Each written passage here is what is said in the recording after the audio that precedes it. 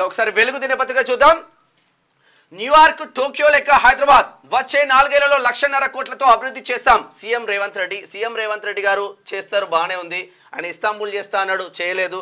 మీరు మరి New York, Tokyo లెక్క చేస్తా అన్నారు, చేస్తారో తెలియదు కానీ ఈ 1.5 కోట్లు ఏ కంపెనీకి వెళ్తాయి? ఈ న్యూయార్క్, టోక్యోలో ఎవరు కోరుకోలేదు సార్. ఏ కన్స్ట్రక్షన్ కంపెనీకి వెళ్తాయి? న్యూయార్క్, టోక్యోలు కాదు కావాల్సింది. మనుషుల జీవన ప్రమాణాలు మెరుగుపడాలి, వాళ్ళకు వైద్యం అందాలి, వాళ్ళకు విద్య అందాలి, వాళ్ళకు కనీస అవసరాలు తీరాలి, వాళ్ళకు పిల్లలకు సంబంధించి కనీసం వాళ్ళకు మౌలిక సదుపాయాలు కల్పించాల్సినటువంటి బాధ్యత ప్రభుత్వం పైన ఉంటుంది. ఆ విషయం పైన దృష్టి పెట్టండి. ఆ తర్వాత ఇవన్నీ కూడా చూడండి.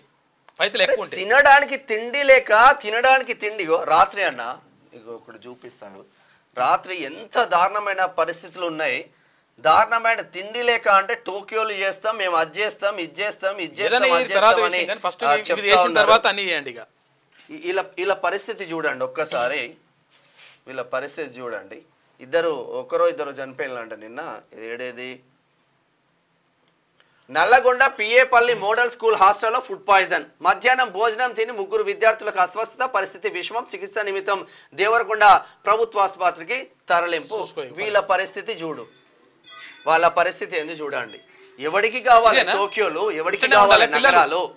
ఇట్లా మీ పిల్లలు ఇట్లుంటే ఊరుకుంటారు? వాళ్ళ పరిస్థితి. ఎవరైనా రాజకీయ నాయకులు మీ పిల్లల్ని ఇట్లా తీసుకుపోయి కడుపు నొప్పి లేచి మొత్తం కూడా పండుకొని గిలగిల కొట్టుకుంటుంటే చూడగలుగుతారా మీరు? అరే ప్రతిరోజు పేద పిల్లలు ఓట్లేసినటువంటి తల్లిదండ్రుల పిల్లలు ఇట్లా మొత్తం కూడా ఇట్లా కావాలనా?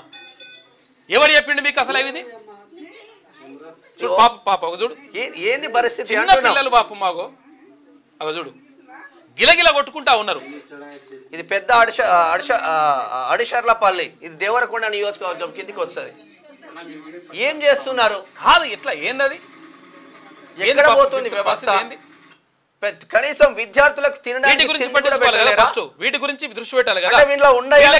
జరపాలి కదా. ఎక్కువ ఈ బిడ్డలంతా ఎస్సీ ఎస్టీ బీసీ బిడ్డలే కదా. మన అదే ఆలోచనతో మీరు వెళ్తా ఉన్నారు. పేద పిల్లలు చచ్చిపోతా ఉన్నారు. కనీసం టాయిలెట్ పోతామంటే బాత్రూమ్ లేక ఆడపిల్లలు మెదక్ నియోజకవర్గంలో హవేలి గణపురం అనే స్కూల్లో 542 మంది విద్యార్థులు ఉంటే ఆడపిల్లలు చుట్టూ క్యూలో ఉండి మధ్యలో ఒకరు టాయిలెట్ పోయాలా? ఎవరి కోసం పనిచేస్తున్నారు? ఇక వచ్చే 4 ఏళ్లలో 1.5 కోట్లతో అభివృద్ధి చేస్తామంటున్నారు సీఎం రేవంత్ రెడ్డి. 40,000 నుంచి 50,000 ఎకరాల్లో ఫ్యూచర్ సిటీ నిర్మాణం. గోదావరి నీళ్లతో మూసి పునరుజ్జీవం. మెట్రో విస్తరణ. RRR కు 35,000 కోట్ల చొప్పున నిధులు. సిటీ అభివృద్ధిపై కేబినెట్ సబ్ కమిటీ. ప్రతిపక్షాలు మేధావుల నుంచి సలహాలు సూచనలు తీసుకుంటాం. బీఆర్ఎస్ బీజేపీ పాలన డాక్యుమెంట్లు ఇవ్వాలని సూచన. అభివృద్ధిని అడ్డుకునేటోళ్లకు ఎట్లా బుద్ధి చెప్పాలో. ఇప్పుడు ఈ 4th సిటీ పెట్టే కన్నా ప్రతి ఉమ్మడి జిల్లాల ప్రకారం కనీసం ఆ జిల్లాలను అభివృద్ధి చేయండి. ఆ జిల్లా ప్రజలందరూ అక్కడ మైగ్రేట్ అవుతారు అట్లీస్ట్.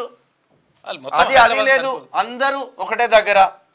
నిర్ణయం ఏందో కానీ దీని వెనుక ఏం కథ ఉందో కానీ మొత్తం మీద అయితే కరెక్ట్ కాదు. ఈ 1.5 కోట్లు ఎవరి కోసం చేస్తున్నారు?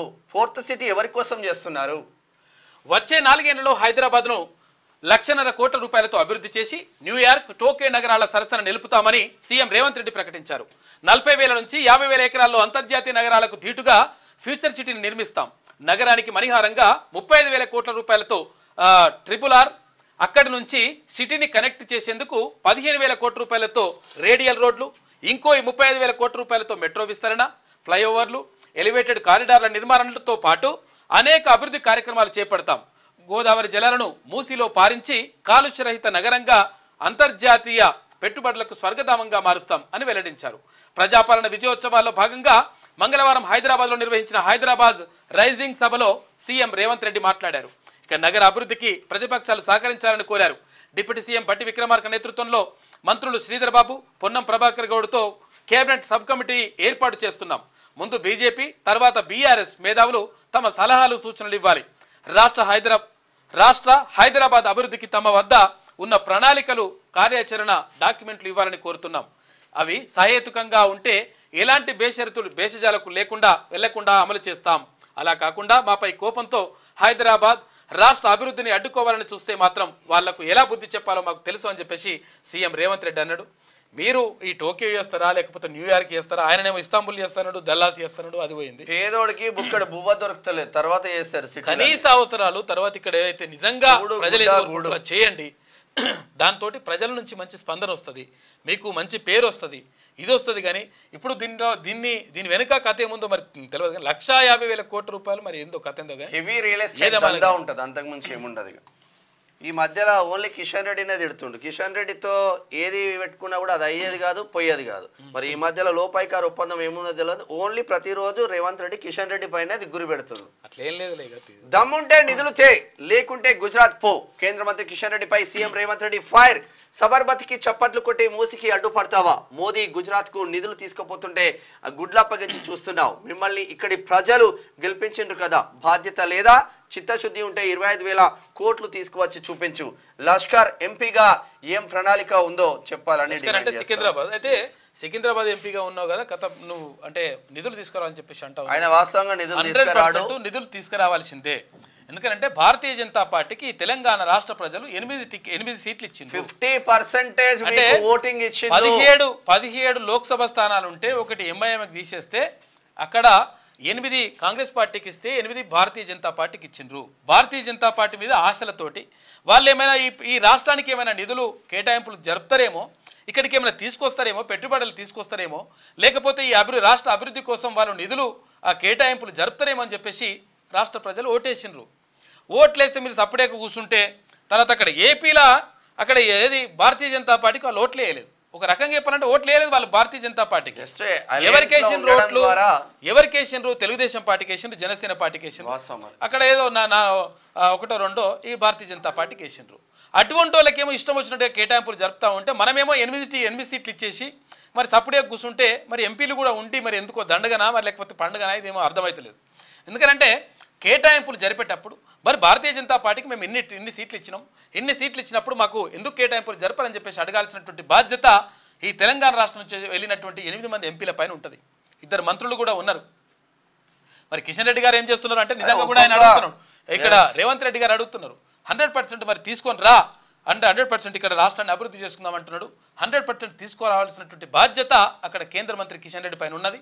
1000% ఈ రాష్ట్రం వాటా అంటే రాష్ట్రానికి రావాల్సినటువంటి ఇక్కడ అంటే అణగారిన వర్గాలు మొత్తం కూడా ఇంకా దిగజారిపోతూ ఉంటే ఏదైనా వస్తే ఫైట్ చేస్తున్నావు మాటల యుద్ధం మాకు అవసరం లేదు. ఎందుకంటే నిజంగా కార్యాచరణ ఉండాలి, దానికి సంబంధించి ఒక ప్రణాళిక ఉండాలి, నిజంగా పేదలను ఎట్లా అభివృద్ధి చేస్తామనేటువంటి ఒక డిజైన్ ఉండాలి. ఇదంతా ఉండాలంటే ఏం కావాలంటే ఫస్ట్ నిధులు కావాలి.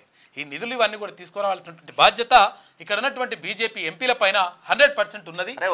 రాష్ట్రం కేవలం జల్ జీవన్ మిషన్ కిందనే 40,000 నుంచి 50,000 కోట్లు కేంద్రం తీసుకొచ్చుకుంటున్నారు. మరి మీరేం చేస్తున్నారో మాకైతే అర్థం కావట్లేదు. క్యూ న్యూస్ ఛానల్లో పనిచేయటకు అనుభవం గల సీనియర్ వీడియో ఎడిటర్స్ కావాలను సంప్రదించవలసిన నెంబర్ 8688926084. qnewsads@gmail.com ను సంప్రదించండి. లైక్ చేయండి.